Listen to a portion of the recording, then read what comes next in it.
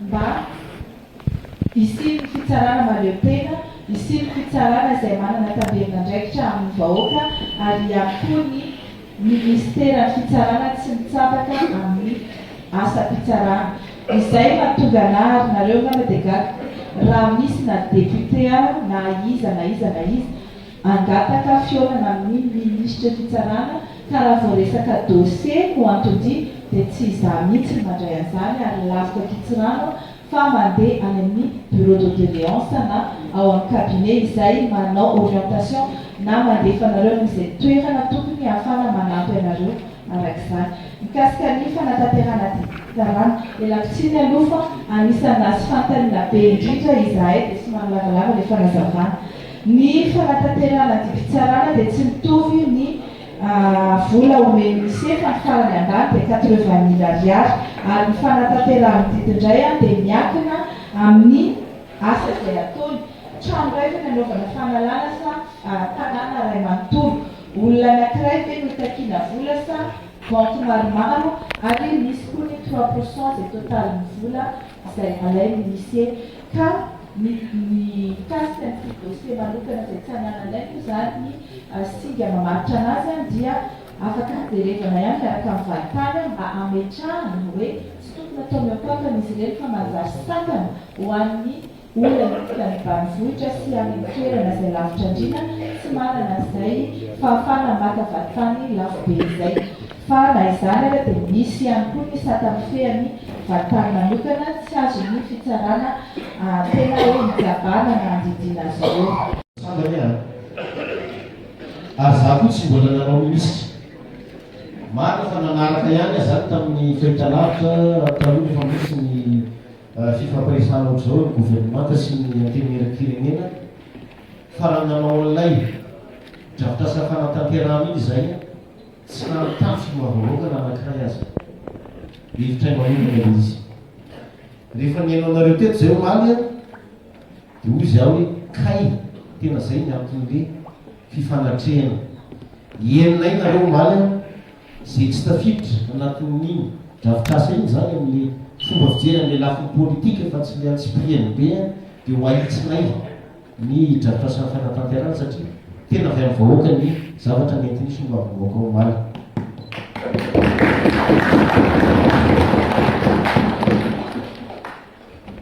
Dia rehefa manao ny LFI zany izahay satria ny LFR moa efa lany dia anatin'ny fanatanterana ny LFR misy efa ho tanteranay reny. Fa anatin'ny LFI kosa ny fangatantsika teo ka zay tsy tafiditra anay anatin'ny LFR tamin'ity izanay zany ampidirina anatin'ny LFI zay efa manomboka anazy zay izao manomboka an'ilay izy ny LFI 2027 zay tsy tratra amin'izay mazava ho azy tsy mivola fanjakana ihany no tsy mampiasaintsika fa tsika mamanana mpiara-monidinantoka hafa dia izanay tadiavana mpiara-monidinantoka. Reto ary no ataoko hoe fanazavana avy aty amin'ny primature momba ny ankapobeny omaly. Ny resahako manokana zany dia ny ankapobeny afa efa nalatra dia matofolo teo ny fandraisam-pitenenan'ny ministra zay tondra antsiprieny izy tsy ho lava zareo. Ny andraisam-pitenena zany momba ny fanabeazana aloha, ny fahasalamana, ny fotodrafitrasa, ny sehampamokarana, ny fandriampahalemana, ny vidim-piainana, ny momba ny fiahinan'ny mponina, dia ny jiro sy rano ary ny solika, ny momba ny asa sy ny fampananana asa ary ilay fanadiovana ny fandraharana na hoe climat des affaires manetrana fanontaniana taminay omaly. Ireo zany amin'ny fomba fijeriko no tena zavatra goavana songadina tamin'ny fiainona ny solavavoaka omaly. Momba ny fampianarana sy ny fahasalamana mitovy recrutement afainganana misy poste budgétaire PDB efa ao ny zavatra misy teo zany mahazo tatitra amin'ny ministry ny vola sy ny fitantanam-bola hoe misy poste budgétaire efa tany amin'ny 2021 nomena dia tsy nampiasaina tsy fantanina ny antony. Misy tamin'ny 2023, misy tamin'ny 2025, misy 2026 dia misy tany aloha dia ny sorabola natokana goavana ny andaminy ety amin'ny fokontany dia tsy ahafahana mandohan'izany tsy ahafahana mandohan'izay zany tsy fitiampy zany ilay izy dia lasa miteraka gapo foana zany isa-taona, dia zay no natonga an'ilay hoe mety nisy tamkarama 3 taona mahery mety tsy volo. Dia iny zany no nezahana nalamina aloha, nezahantsika nalamina zany hoe alao mba teti-bola ampy hiantohana ny fandoavana ny tamkarama ny sefotany kosa no tokony apetraka. Dia nanao ezaka ny fitondram-panjakana ary sorana anareo atao amin'ny sorana manokana anareo atao amin'ny antenimieram-pirenena, satria dia rehefa nanao ny LFR itsika dia any amin'ny 7 miliara lasaka kely any zany ny vola natokatsika andoavana ny indemnité ny sefotany, zany hoe azavay kely afahantsika mandoa ny tamkarama ray manontolo ty taona 924 tia sy ireo ambiny tsy voaloha 524, satria ny taloha rehetra moa zany efa nezahantsika naloha tamin'ny farany taona 524 teo sy voalohany taona 924. Ka efa azo teti-bola io dia anao ny fanamby eto amin'ny ministeran'ny Artany sy ny rafitra rehetrarehetra eo amin'ny ministeran'ny vola sy fitratranam-bola zany mba ahafahana hoe tsy hisy tony ilay hoe herintaona tsy voaloha, 2 taona, 3 taona tsy voaloha, fa zany ny tamkarama ny lehibe ny fokotany. Izy reny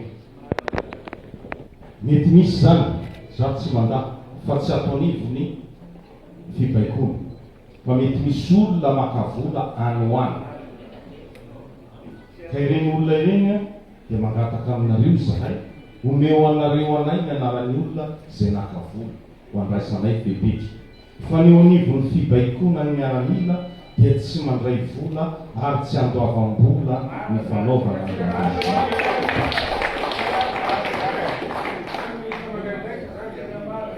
ka izay no tiana eo ampitaina aminareo raha manana pirofo ilay olona fa nandoa vola, raha mahafantatra an'ilay olona nandoavan'ny vola, omeo nareo anay zay pirofo zay ampafakaronareo anay le olona fa horaisinay ny andraikitra mahakasika an'izay. Taona dia fantatsika tsara moa zany tsika amin'izao fotoana izao fa ao anatina ino zany hoe situation politique exceptionnelle. Atao vampely gasy to. Ao anatina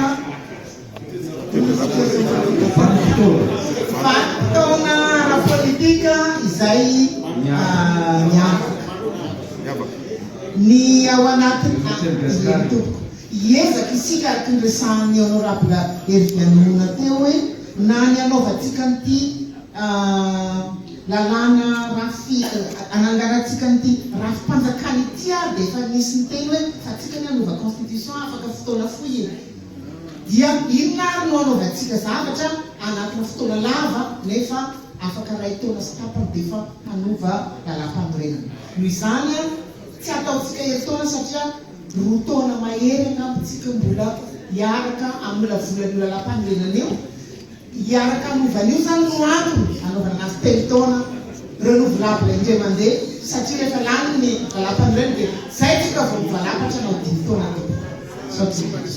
Soka honorable Clarisse Manjary fa rehetra tao dia resy lahatra ihany ao amin'ny fanaka ka mangataka ao andriamatofoloha alefa atsipitsika ny amin'ny monsieur honorable nitondra n'ilay tobidalàna tena hoe amerina amitsika deputé fa mety hiova hevitra isika rehefa avy eo mikasika n'ilay hoe vehivavy teo iny sy mikasika ny telo taona io tompoko tena mba mangataka zava-dehibe zany iny vehivavy tsisy olana omeko